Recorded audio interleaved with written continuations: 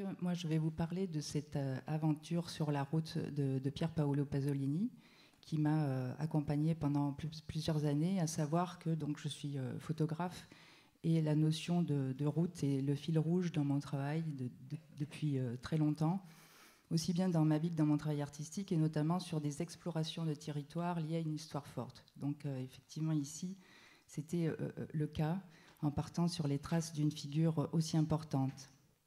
Et je l'ai intitulé Controcorrente, donc à contre-courant, qui fait écho évidemment au symbole de cette figure importante qui était à contre-courant, mais aussi, vous allez voir, qui est liée à cet itinéraire.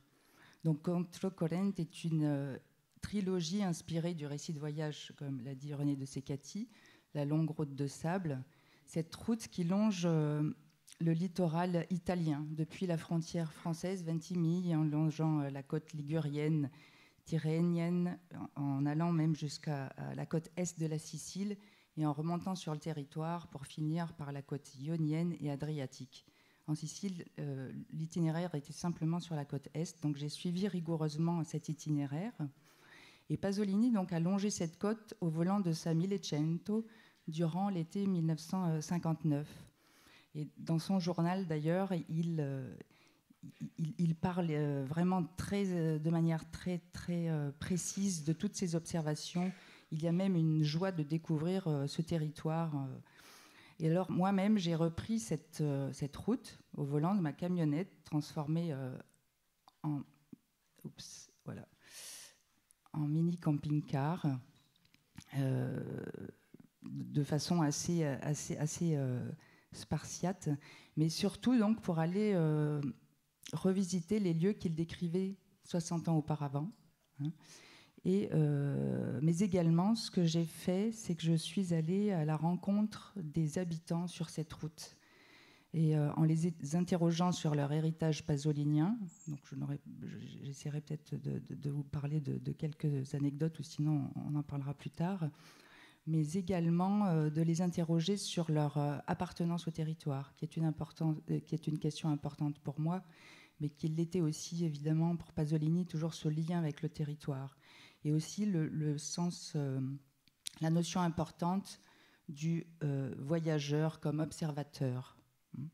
Alors moi, j'ai choisi de diviser l'itinéraire en 3 étapes et de suivre cet itinéraire donc à contre-courant, ce qui confirme aussi ce titre, c'est-à-dire que j'ai décidé de partir par le nord-est, donc depuis Trieste et Muggia. Pourquoi ? Parce que c'était le territoire de son enfance. Il est né à Bologne, mais comme on l'a dit, il a beaucoup vécu à Casaarsa, dans le Frioul. Donc il me semblait naturel de débuter par les plages de son enfance. Donc d'ailleurs, je vais vous lire juste un passage. Je vais essayer d'être pas très longue, mais ça me paraît important.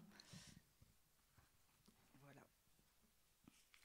Quand il dit « Maintenant, je suis chez moi, je pense. L'arc de l'Adriatique, de Venise à Trieste, et l'extrémité méridionale de ma première jeunesse. Tout a déjà été vu, tout est dans mes entrailles. Et c'est au contraire le parcours le plus inattendu de mon voyage. Non seulement je ne reconnais plus rien, et 8 ou 9 ans tout au plus se sont écoulés, mais je me retrouve même en terre étrangère. Le bilinguisme s'est renversé.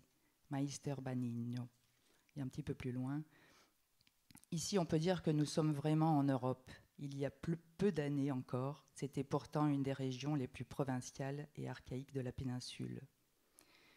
Donc, c'est pourquoi j'ai eu envie vraiment de débuter par ces souvenirs d'enfance, de jeunesse.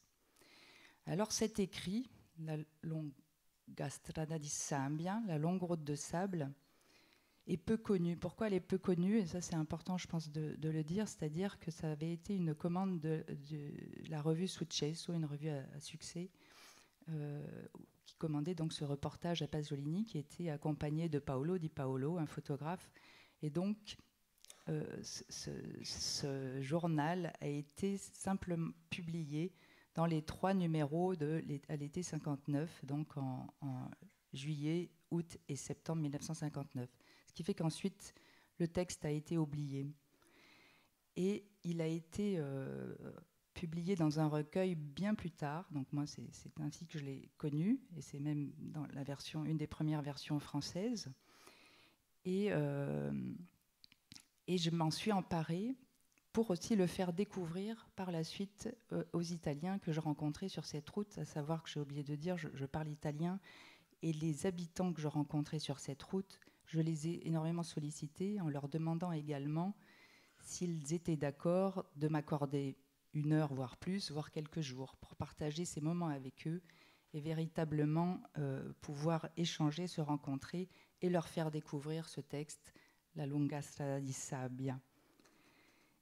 Ce qui est pour moi quelque chose d'assez étonnant, c'est-à-dire que parler de Pasolini en débutant par ce texte peu connu, qui peut paraître parfois mineur, et en même temps, pour moi, il recèle déjà toute sa poésie, ses remarques authentiques, incisives parfois, sur l'état de son pays, mais aussi pour l'amour de celui-ci. Alors, d'année en année, vous allez voir, j'ai collecté de nombreuses photographies, des vidéographies, des sons, des mots et des objets, avec lesquels j'ai composé, on pourrait dire, la trilogie Controcorrente 1, 2 et 3. Par contre, à savoir que cette sketch que j'ai réalisée avait une valeur beaucoup plus poétique que documentaire. Et vous allez le voir parce que les images sont parfois très silencieuses, tout ce qui se passe est aussi énormément hors champ, et ce pourquoi j'ai eu besoin de rajouter d'autres médiums que la photographie, ce qui a été la vidéographie, mais aussi le texte. En toute humilité, j'ai aussi écrit un journal de voyage pour partager avec le regardeur, le lecteur, toute l'aventure qui me paraissait importante.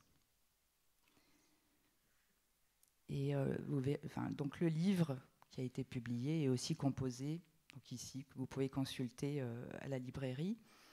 Le livre est composé de la même façon, avec les 3 chapitres qui reprennent donc la chronologie des itinérances et qui se déploient au fur et à mesure de l'aventure, avec toujours en parallèle des échos évidemment aux paroles du poète, qui sont placés de manière précieuse, discrète au sein du livre, vous verrez, qui sont presque cachés, qu'on doit découvrir au fur et à mesure. Et c'est aussi un peu un symbole de mon travail où il y a plusieurs lectures. Et ici, l'idée, c'est de voyager aussi au sein du livre et au sein de ce que je présente. Et vraiment, mon désir est d'amener donc le regardeur, si c'est une exposition, le lecteur, si c'est un livre, à voyager dans cette Italie d'aujourd'hui, en quelque sorte, puisque c'est 60 ans plus tard. Il y a maintenant quelques années, j'ai débuté en 2014, mais ça n'a certainement pas beaucoup changé en 10 ans. Et mon idée, en allant rencontrer ces Italiens d'aujourd'hui, c'était aussi d'attiser et de réveiller leur curiosité face à cet illustre artiste qu'est Pier Paolo Pasolini. Donc, tout au long de la route, mon leitmotiv était son journal est devenu ma feuille de route, ce qui était véritablement le cas, et sa poésie, mon compagnon de voyage. Alors à chaque fois, il y a des images. Donc le premier voyage que j'ai débuté, du coup, comme je le disais, de Trieste Muggia jusqu'à Pescara. Et ce que j'ai oublié de dire, c'est que ces 3 voyages finissent toujours par le Lido di Ostiglia, qui est donc sur la longue route de sable. Pasolini en parle d'ailleurs de façon assez étonnante, qui est ici. Alors aussi bien quand il arrive, il dit la grande fourmilière a bougé, donc vous verrez à un moment donné, on voit ce sable d'ailleurs dans le film d'Ernest, on le voyait aussi, tout à fait avec plein de traces de pas auxquelles on pourrait penser par rapport à cette phrase. Mais, donc là, ensuite il reste à Rome et il repart ensuite le lendemain. Et quand il dit « J'arrive à Ostie sous un orage bleu comme la mort, l'eau se déchaîne entre les coups de tonnerre et les éclairs. » Donc, il a toujours une... comment dire, il est visionnaire, comme on le disait. Donc là, il y a des choses étonnantes de signes qui se sont passés tout au long de cette route. Mais ce que je voulais dire aussi, c'est donc sur ces voyages, à chaque fois, il y a une image symbolique, emblématique, comme celle-ci, par exemple, qui ensuite est composé sur une installation audiovisuelle. Bon, là, il y a essentiellement des photographies, mais vous verrez, il y a aussi du son, qui devient un peu une icône, ou en tout cas une emblème, et notamment donc, cette image qui semble un peu idyllique, mais qui pour moi, en fait, est le symbole de ce qu'annonçait Pasolini, parce qu'en fait, il s'agit d'un hôtel de luxe à l'abandon, avec la végétation qui a repris ses marques, et qui est donc pour moi totalement symbolique de la ruine, de la déchéance de ce consumérisme. Et ensuite, au fur et à mesure du voyage, je collecte des images qui sont recomposées ainsi, mais je ne donne pas une lecture didactique du voyage. Et là encore, c'est ce que je disais, c'est-à-dire que le voyageur, le spectateur, peut lui également faire son propre voyage.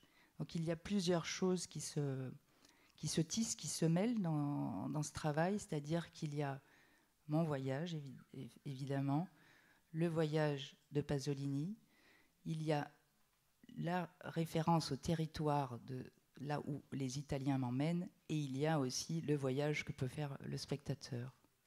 Donc ce lien au territoire qui me semble important et qui l'était aussi véritablement dans l'œuvre de Pasolini. À chaque fois, il y a une vidéo également que je présente. Avec, je vais un petit peu vite parce que sinon ça prendrait peut-être trop de temps. Avec aussi donc des bandes sonores qui reprennent des extraits du journal où je présente. J'essaye d'être le plus exhaustive possible. Où vous verrez, mes images sont très silencieuses. On a parlé du silence. Et donc, c'est aussi mon cas de présenter des images silencieuses avec peu de personnages, si ce n'est que par la trace. Et par contre, la description se trouve dans les journaux. Et puis, à chaque étape, donc quand j'arrive au Lido di Ostia, je recueille du sable qui est posé dans un coin du lieu d'exposition. Et tout au long du parcours, donc ça c'est le deuxième voyage que je fais l'année suivante, parce que j'ai oublié de dire que lors de cette étape, à la fin de cette étape, j'ai toujours besoin de partager avec le public ce que j'ai recueilli, ce que j'ai fait, de partager ce voyage. Donc j'ai toujours eu la possibilité de faire une exposition et de présenter ce que j'ai appelé des petites formes qui se déploient de manière plus ou moins importante.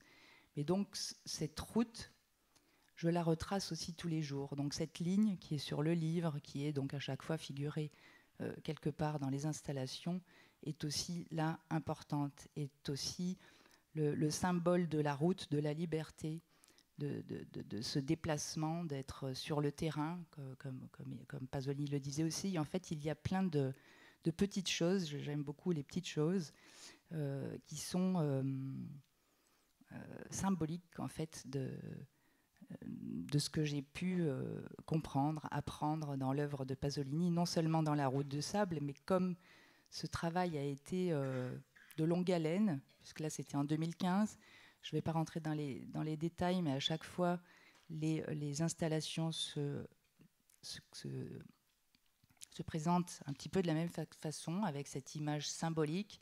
Ici par exemple, donc c'est effectivement le Lido di Ostia, à la fin du périple, et il y a quand même des choses assez étonnantes qu'on voit très peu ici, mais dans le livre c'est beaucoup plus représenté, ou à l'Hydroscalo, là où on a vu d'ailleurs, où Ernest Pignon-Ernest a aussi présenté un de ses dessins. Je suis allée aussi dans ce même endroit, et j'arrive, il y a des traces de pneus qui décrivent comme ça une espèce de cercle. Et moi qui ai vécu dans la banlieue française, c'est quelque chose d'assez commun, les rodéos. Sauf que là, ça faisait un écho tellement presque expressionniste au massacre de Pasolini que je n'ai pu faire autrement que d'en faire une image et de la recueillir ici, que je n'ai pas présenté en grand format là par contre, c'était trop, je n'avais pas envie d'être expressionniste, mais par contre sur un coucher de soleil, ici on retrouve donc la même plage, l'Hydroscalo, et qui devient aussi symbolique de ce moment sombre, et qui est malheureusement toujours présent, même dans la rencontre avec les gens. Finalement, sa mort est toujours très présente, honteuse. Mais voilà, au fur et à mesure du voyage, voici des images recueillies et qui font donc toujours écho à ce que je disais, aux remarques, aux attentions très précises, à la focalisation du regard de Pasolini.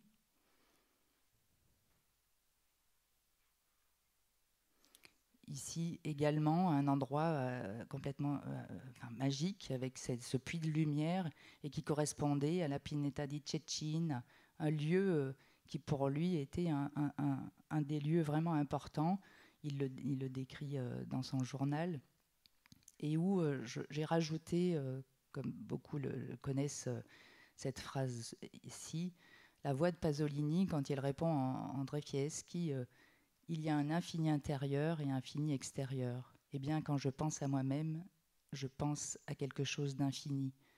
Donc, cette image-là est projetée dans une espèce de caisse noire, comme on peut voir ici, où le regardeur est dans la contemplation, on entend aussi la mer et, de temps en temps, la voix de Pasolini qui est là.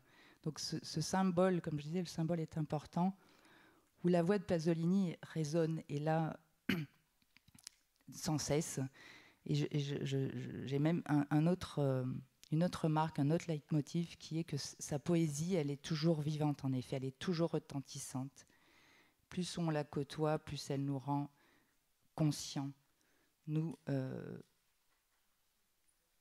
habitants de ce monde du XXIe siècle dont il avait prédit les allures. Et le troisième voyage, beaucoup plus long, où je suis repartie de Pescara en longeant toutes les côtes du sud, la côte est de la Sicile, j'ai bientôt terminé, et en remontant jusqu'au Lido di Ostia. Et donc ce voyage de 3 mois d'itinérance, où 1 an plus tard, j'ai donc présenté des petites formes ici avec une première salle assez blanche, donc toujours avec cette idée de silence, mais aussi d'innocence, de pureté que j'ai exagéré parfois dans certaines images à la prise de vue.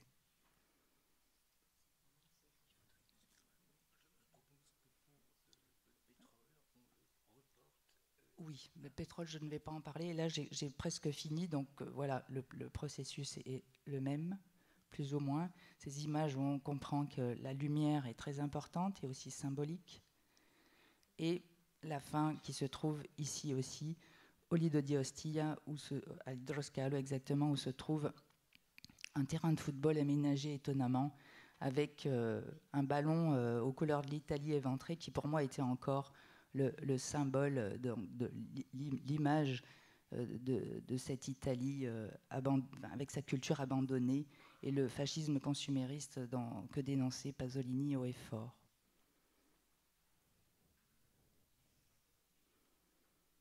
Et une iconographie que j'ai reprise, mais ça ensuite à Rome, dans la ville pasolinienne par excellence, pour quelque part, c'est des iconographies que j'ai retravaillées et que j'ai transférées pour aussi rendre cette incarnation et cette icône que Pasolini, pour moi, représente et qui est aussi symbolique de moments forts que je présente aussi dans le livre. Donc je vais m'arrêter ici et ça annonce aussi la suite. Donc voilà le livre, la suite du travail sur le roman des massacres et Pétrole. Merci beaucoup.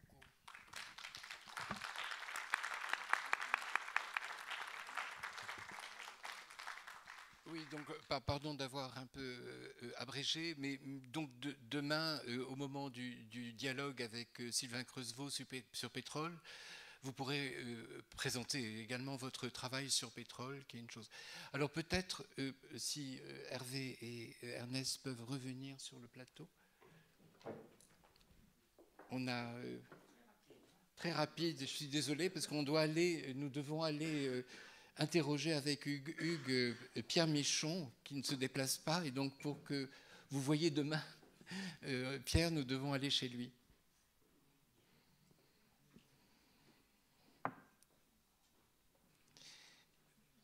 peut-être, donne la parole à Hervé. Est-ce que, puisque tu as vu deux approches, je ne sais pas si tu découvrais le film de... Non, je l'avais vu. Tu l'avais déjà vu, oui.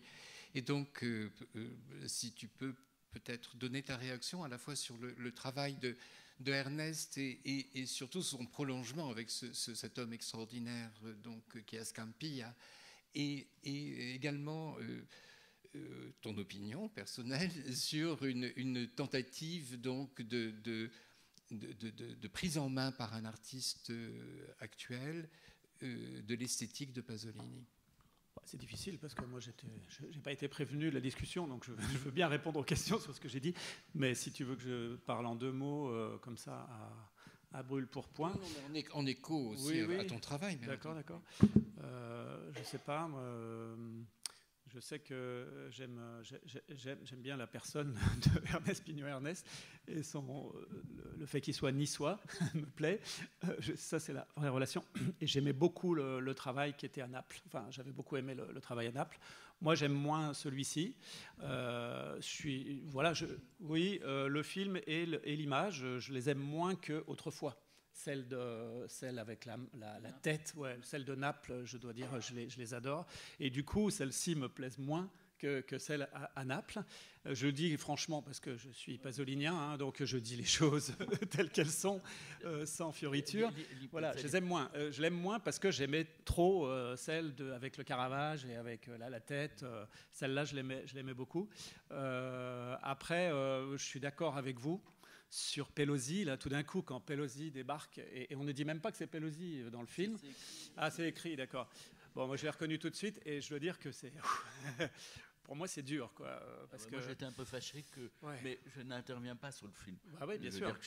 Voilà, je n'interviens pas sur le film. J'étais fâché qu'il soit allé le chercher. Ouais, nous tous, René, moi, je sais pas, on a détesté Pelosi sans le connaître pendant ça fait 40 ans qu'on haït Pelosi, quoi, qui est quand même... Et alors, moi, j'ai quand même, pour parler de quelque chose là qu'on a vu, enfin, un homme qu'on a vu, je dois dire que c'est quand même mitigé par le fait que moi, j'ai eu un sentiment bouleversé avec Pelosi, parce que tout d'un coup, d'abord, un jour, je me suis aperçu qu'il était très grand et très fort, et que c'est pas du tout ce qu'on racontait. En fait, c'était un type très fort qui avait vraiment pu tuer à main nue Pasolini. Donc ça, c'était une première impression différente de ce que j'avais imaginé avec ce qu'on racontait. Et puis ensuite, il y a eu ce scoop à la télévision où Pelosi s'est fait payer par la RAI pour venir dire que ce n'était pas lui. Et du coup, on n'a pas réouvert le procès parce que comme il avait été payé par la télévision pour faire un scoop, ça n'avait pas marché. Mais néanmoins, ce qu'il a dit est parfaitement vraisemblable. Et aujourd'hui, on est tous persuadés que c'était vrai. C'est-à-dire que, voilà, c'est qu'il n'a rien fait. Donc ce pauvre type avait 17 ans. Il a passé sa vie en prison alors qu'il a eu une peine très très minime. Mais ensuite, quand il est sorti, il a fait un petit vol, des petites choses, de la drogue, ensuite des chèques sans provision. Et il est retourné en prison sans cesse. Et il a passé sa vie en prison, alors que ce type, manifestement, n'avait rien fait. Enfin, n'avait rien fait. Est coupable de quelque chose, mais de quoi, on ne sait pas. Mais en tout cas, il a été manipulé, il a servi d'appât. Il avait peut-être emmené dans un piège. Oui, voilà, il était peut-être d'accord. Il a peut-être été payé pour la dans la version, dans la version dernière de Pelosi, il dit que il avait même dit à Pasolini où il allait. Oui. Et qu'il allait pour payer la rançon pour les bobines de Salo, que Pasolini savait qu'il allait, et que Pasolini y est allé pour qu'il ait son pourcentage, pour que le garçon ait son pourcentage. Donc, ça c'est... Et il a surtout raconté que, contre tout ce qu'on savait pendant 30 ans, il avait connu Pasolini plusieurs fois, qu'il l'avait rencontré plusieurs fois, qu'il était presque ami avec lui, etc. avant, donc il le connaissait déjà. Il la connaissait depuis 3 mois. C'est tout le contraire des procès qui se sont passés. Et dernière précision quand même, moi Oriana Fallaci n'est pas un personnage que j'aime beaucoup, mais Oriana Fallaci, moins de 15 jours après la mort de Pasolini, a décrit exactement ce qui s'est passé. Absolument. Et on ne l'a pas cru, parce qu'elle était une ennemie de Pasolini.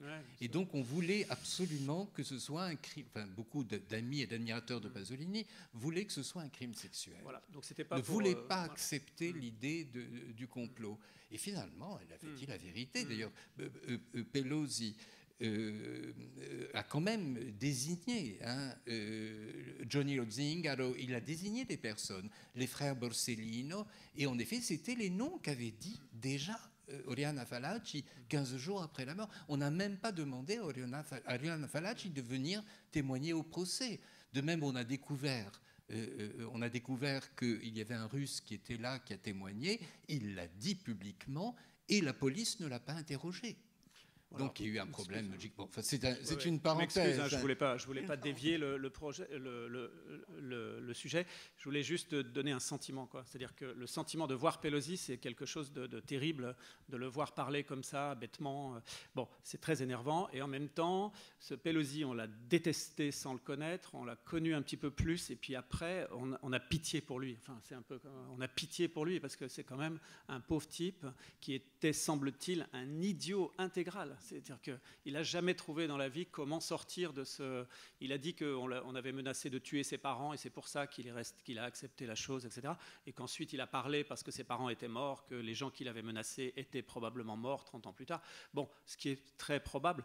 Mais il n'a pas été foutu d'aller voir un juge et de lui dire, comme un repenti, cachez-moi quelque part et je vous donne tout, quoi. Parce qu'il était trop bête. Donc on a vraiment une... Enfin, c'est terrible. Et il est mort aujourd'hui, il est mort d'un accident de voiture, donc c'est fini. Mais, il est mort d'un cancer, mais oui, l'accident de voiture, c'était avant. Il a tué un autre témoin dans l'accident de voiture. Enfin, c'est vraiment des histoires de fous. Ce sont des histoires de fous. Mais voilà. Donc, bon, je réagissais juste comme ça, de façon très sentimentale, au fond. En plus, je craignais que l'équipe de jeunes cinéastes lui ait donné de l'argent. Je craignais ça. Oui, c'est possible. En général, ils m'ont assuré que non, parce que j'étais assez fâché de le voir apparaître dans le film. En général, il a demandé toute sa vie, il a demandé de l'argent pour faire mais enfin, quand même, dans le film, ce qui est le plus fort dans le film, quand même, c'est d'abord les images très belles de vous, Ernest, en train d'aller coller de manière très humble, comme vous le dites, mais en même temps, c'est incroyablement frappant, et puis surtout la réaction des gens. Mais je dois dire que... On n'en voit pas. Du coup, j'étais surpris. J'avais le souvenir qu'il y avait eu des trucs très hostiles pendant qu'on collait. Il y en a un moment, hein. Il y en a quand même la femme qui parle. Oui, la première, là. Alors, il y en a qui ont dit... il y en a un qui s'adressait à moi, il me dit pourquoi tu t'intéresses à ce vieux PD communiste, voilà. Carrément ça, vraiment des trucs très, très durs, très, très agressifs. Mais ce qui est un peu hallucinant, c'est cette réincarnation de Pasolini en Davide, parce qu'au fond, c'était exactement ce dont il rêvait, Pasolini, d'être au milieu des jeunes et de leur faire comprendre ce qu'est la poésie. Enfin bon, c'est très émouvant. Là, les petits jeunes qui arrivent à Scampia, ce sont tous des dealers. Et les caves, c'est leur cage, quoi. Oui, vraiment, c'est comme a expliqué David. C'est là où a travaillé Matteo Garrone. C'est un peu dur aussi de dire du mal, au fond, quelqu'un dit du mal du film de Gomorra, qui est quand même un film magnifique de Matteo Garrone, d'après le livre, et qui a fait tout un travail. Moi, j'ai un ami qui a été avec lui. Et donc, ils ont dealé avec la mafia pour pouvoir tourner partout où ils ont été. Donc, on peut pas non plus dire que le travail qu'il a fait est contre Scampia. Mais bon, peu importe. Là, David le vit comme ça. Oui, c'est ça. Lui est dedans. Donc ça se comprend. Et vous avez vu, il y a ce repas où joue aux cartes, il nous invite à boire. C'était volontairement pour nous montrer que c'est pas que le mal, qu'il y a des gens avec une cordialité. C'est dans Scampia, le repas. Ce que je veux dire, c'est que Garrone est d'accord avec ça. Il ne sait pas que Garrone est d'accord avec lui. Sinon, pour l'image, alors, est-ce que vous l'aimez, moi? Oui, c'est ça. Moi, je comprends. J'ai eu beaucoup de mal à faire ça. Mon idée, c'est quand je crois que je l'esquisse, je ne vais pas répéter ce qu'il y a dans le film. Je dis, à 40 ans, il nous a prévenus. Moi, je le vois comme ça. C'est la Sibylle, quoi. C'est un voyant. Enfin, pour moi, c'est les poètes jouent ce rôle tout le temps. C'est un voyant, et j'ai cherché beaucoup. Je m'en voulais même à la fin, quand j'ai ramé pour trouver l'image. Vous voyez, l'image de lui qui arrive avec son corps, qui vient nous interroger. Qu'est-ce que vous avez fait? Parce qu'en fait, quand j'ai trouvé l'image, je dis quand même, vous qui connaissez bien l'œuvre, cette idée de doublement, elle est permanente. Lui-même, il dit, je me regarde, très beau. Il y a plein de textes où il le dit. Dans Pétrole, il y a deux Carlo. Il y a une division de personnages. L'idée, je me suis dit, j'aurais dû avoir l'idée tout de suite. C'est parfait, c'est impeccable. J'aurais dû avoir l'idée tout de suite. Et pourtant, elle est venue.